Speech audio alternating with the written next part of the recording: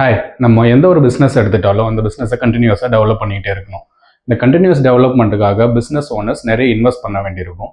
So நிறைய business owners என்ன பண்ணுவாங்கன்னா, இந்த இன்வெஸ்ட்மெண்ட்டுக்காக பேங்க் அப்ரோச் பண்ணுவாங்க, பேங்க்லேருந்து லோன் வாங்குவாங்க, அந்த லோனை இன்வெஸ்ட் பண்ணிவிட்டு பிஸ்னஸை டெவலப் பண்ணுவாங்க. ஸோ அந்த பிஸ்னஸ்லேருந்து வர ப்ராஃபிட்டை வச்சு அந்த லோனுக்கான இன்ட்ரெஸ்ட்டை கட்டிட்டு வருவாங்க. நிறைய ப்ராஃபிட் வரும்போது அந்த லோனுக்கான பிரின்சிபலையும் ரீபே பண்ணுவாங்க. இதுதாங்க ஜென்ரலாக வந்துட்டு ஒரு பிஸ்னஸில் நடக்கிறது. இதையே தான் ஷேர் மார்க்கெட்டில் லிஸ்ட் ஆகிருக்க பெரிய பெரிய கார்ப்பரேட் கம்பெனிஸும் பண்ணுறாங்க. பட் எல்லா கார்ப்பரேட் கம்பெனிஸும் இதே மாதிரி இன்ட்ரெஸ்ட்டையும் பிரின்சிபல்லையும் கரெக்டாக ரீபே பண்ணுறாங்களா அப்படின்னு பார்த்தோம்னா கிடையாது. சில கம்பெனிஸ்னால அவங்களோட ப்ராஃபிட்டை வச்சு இன்ட்ரெஸ்ட்டை மட்டும்தாங்க ரீபே பண்ண முடியும்.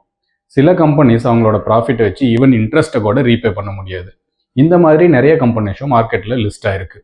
நீங்கள் இன்வெஸ்ட் பண்ணணும் அப்படின்னு நினைக்கிற ஒரு கம்பெனி இந்த மாதிரி ஒரு புவர் ஃபினான்ஷியல் டேர்ம்ஸில் இருக்க கம்பெனியாக இருந்தால் என்ன பண்ணுவீங்க, அதை எப்படி கண்டுபிடிக்கிறது, அதை பற்றி தான் இந்த வீடியோக்குள்ளே பார்க்க போகிறோம். நீங்கள் லாங் டேர்ம் இன்வெஸ்ட்மெண்ட்டுக்காக ஒரு கம்பெனியை சூஸ் பண்ணுறீங்க அப்படின்னா ஃபண்டமெண்டல் அனாலிசிஸில் இன்ட்ரெஸ்ட் கவரேஜ் ரேஷியோ அப்படிங்கிற ஒரு முக்கியமான டேர்ம் இருக்குது. இந்த இன்ட்ரெஸ்ட் கவரேஜ் ரேஷியோ அப்படிங்கிற டேர்மை வச்சு அந்த கம்பெனினால் அவங்க வாங்கின கடனுக்கான இன்ட்ரெஸ்ட்டை கொடுக்க முடியுமா, பிரின்சிபலை ரீபே பண்ண முடியுமா அப்படிங்கிறத ஓரளவுக்கு நம்ம அசஸ் பண்ணிடலாம்.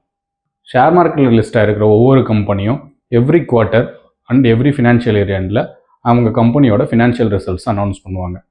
அந்த ஃபினான்ஷியல் ரிசல்ட்ஸை நம்ம படித்தோம்னா அதில் முக்கியமாக இருக்கிறது 6 terms. 1 operating revenue, 2 expenses, 3 operating profit or EBITDA, 4 interest, 5 tax, 6 net profit. நம்ம இப்போ பேசிகிட்டு இருக்க டேர்ம்ஸ்லாம் ஃபண்டமெண்டல் அனாலிசிஸில் கவர் ஆகுது. நீங்கள் லாங் டேர்ம் இன்வெஸ்டராக இருந்தால் கண்டிப்பாக ஃபண்டமெண்டல் அனாலிசிஸ் பண்ணி தான் ஒரு ஸ்டாக்கை வாங்கணும். இந்த ஃபண்டமெண்டல் அனாலிசிஸ்க்காக நான் போட்ட மற்ற வீடியோஸ் எல்லாம் மேலே இருக்க லிங்க்ல இருக்குது, பாருங்கள். உங்களுக்கு என்னோட வீடியோஸ் பிடிச்சிருந்ததுன்னா கண்டிப்பாக லைக் பண்ணிவிட்டு சப்ஸ்கிரைப் பண்ணுங்கள். ஆப்ரேட்டிங் ரெவென்யூ அப்படிங்கிறது அந்த கம்பெனி அந்த பிஸ்னஸ் பண்ணுறதுனால அந்த ஃபினான்ஷியல் இயரில் எவ்வளோ ரெவென்யூ ஜென்ரேட் பண்ணாங்க அப்படிங்கிறது. எக்ஸ்பென்சஸ் அப்படிங்கிறது அந்த ரெவென்யூ ஜெனரேட் பண்ணுறதுக்காக அவங்க எவ்வளோ எக்ஸ்பென்ஸ் பண்ண வேண்டியிருந்தது. லைக் ரா மெட்டீரியல் வாங்க வேண்டியிருக்கும், இல்லை அவங்களுக்கு எம்ப்ளாயீஸ்க்கு சேலரி கொடுக்க வேண்டியிருக்கும், அவங்க ஆஃபீஸ்க்கு ரெண்ட் கொடுக்க வேண்டியிருக்கும். இதெல்லாம் எக்ஸ்பென்சஸில் வரும். இந்த ரெவென்யூவிலேருந்து எக்ஸ்பென்சஸை கழிச்சிட்டோம்னா நமக்கு மீதி வருது ஆப்ரேட்டிங் ப்ராஃபிட், அதாவது ஈபிட்டா அப்படின்னு சொல்லுவோம். Earnings before interest, tax, depreciation and amortisation. இந்த ஆப்ரேட்டிங் ப்ராஃபிட் தாங்க ஃபர்ஸ்ட் லெவல் ஆஃப் ப்ராஃபிட். இதை வச்சு தான் கம்பெனிஸு அவங்க இன்ட்ரெஸ்ட்டை பே பண்ணுறது, இல்லை பிரின்சிபலை பே பண்ணுறது, டேக்ஸ் கட்டுறது, இது எல்லாத்தையும் பண்ணுவாங்க. இந்த இன்ட்ரெஸ்ட் கவரேஜ் ரேஷியோ அப்படிங்கிறது ஒரு கம்பெனியோட operating profit divided by interest for the particular year. ஒரு சின்ன ஒரு எக்ஸாம்பிள் பார்த்துடலாம். ஒரு கம்பெனி ஒரு ஃபினான்ஷியல் இயரில் 10 கோடி ரூபாய் ரெவென்யூ ஜென்ரேட் பண்ணுறாங்க. அந்த ஃபினான்ஷியல் இயரில் அந்த கம்பெனியோட எக்ஸ்பென்சஸ் 9 crores அப்படின்னு வச்சுட்டோம்னா ஆப்ரேட்டிங் ப்ராஃபிட் வந்துட்டு revenue minus expenses 1 crore rupees. In case அந்த கம்பெனி அந்த ஃபினான்ஷியல் இயரில் அவங்க வாங்கின கடனுக்காக 20 லட்ச ரூபாய் இன்ட்ரெஸ்ட் பே பண்ண வேண்டியிருக்கு அப்படின்னு எடுத்துட்டோம்னா இந்த 1 கோடி ரூபாய் ஆப்ரேட்டிங் ப்ராஃபிட்லேருந்து ஒரு 20 லட்ச ரூபாய் எடுத்து அவங்களால அந்த இன்ட்ரெஸ்ட்டை பே பண்ணிட முடியும்.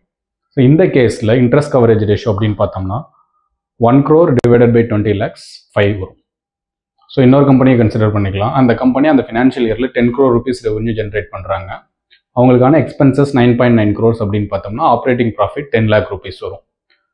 அவங்க அந்த கம்பெனி அந்த ஃபினான்ஷியல் இயரில் 20 lakh rupees இன்ட்ரெஸ்ட் பே பண்ண வேண்டியிருந்ததுன்னா இந்த 10 லட்ச ரூபாய் ஆப்ரேட்டிங் ப்ராஃபிட் வச்சு 20 லட்ச ரூபாய் அவங்களால இன்ட்ரெஸ்ட் பே பண்ண முடியாது. இந்த கேஸில் இன்ட்ரெஸ்ட் கவரேஜ் ரேஷியோ பார்த்தோம்னா 10 lakhs divided by 20 lakhs 0.5. So இந்த 2 எக்ஸாம்பிள் வச்சு நீங்கள் பார்க்கும்போது எப்போல்லாம் interest coverage ratio less than 1 வருதோ அப்போல்லாம் அந்த கம்பெனிஸ்னால ஈவன் அவங்களோட இன்ட்ரெஸ்ட்டே ரீபே பண்ண முடியாது. ஈவன் அந்த இன்ட்ரெஸ்ட் அவங்க ரீபே பண்ணணுனாலே என்ன பண்ணுவாங்கன்னா திரும்ப பேங்க்கில் போயிட்டு லோன் வாங்கிட்டு அந்த லோனை வச்சு தான் அவங்களால இன்ட்ரெஸ்ட்டை ரீபே பண்ண முடியும். இது வந்துட்டு ஒரு கம்பெனியோட புவர் ஃபினான்ஷியல் மேனேஜ்மெண்ட்டை குறிக்குது. இந்த மாதிரி கம்பெனியில் லாங் டேர்ம் க்ரோத் ப்ராஸ்பெக்ட் ரொம்ப கம்மியாக இருக்கும். இன்கேஸ் இன்ட்ரெஸ்ட் கவரேஜ் ரேஷியோ மோர் தென் 1 இருந்ததுன்னா அந்த கம்பெனிஸ் அவங்களோட ஆப்ரேட்டிங் ப்ராஃபிட்டை வச்சு அவங்க வாங்கின லோனுக்கான இன்ட்ரெஸ்ட்டை ரீபே பண்ண முடியும் அப்படின்னு அர்த்தம். ஆப்ரேட்டிங் ப்ராஃபிட் ஜஸ்ட் இன்ட்ரெஸ்ட்டை பே பண்ணுற அளவுக்கு மட்டும் இருந்தால் போதும் அப்படின்னு பார்த்தோம்னா இருக்கவே கூடாது. ஆப்ரேட்டிங் ப்ராஃபிட் அதை விட ரொம்ப அதிகமாக இருக்கணும். அப்போ தான் அதை வச்சு அவங்க வாங்கின லோனுக்கான பிரின்சிபலை ரீபே பண்ண முடியும்.